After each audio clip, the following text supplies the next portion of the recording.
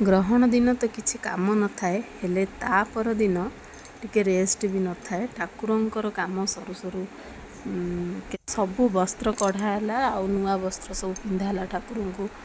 ତାପରେ ଧୁଆ ସଫା, ପୂଜାପୂଜି, ଠାକୁରଙ୍କର ଖଟ ଗଦି ସବୁ ଧୁଆଧୁଇ ହେଲା। ଗୋଟେ ବି କିଛି ପୁରୁଣା ଜିନିଷ ରହିନି। ଏବେ ପ୍ରାୟ 12ଟା ହେଇଗଲା ସକାଳୁ ଲାଗି ଆଉ ଠାକୁରଙ୍କର ପୁରା ଫାଇନାଲ୍ ଲୁକ୍ ବି ପଳେଇ ଆସିଲା।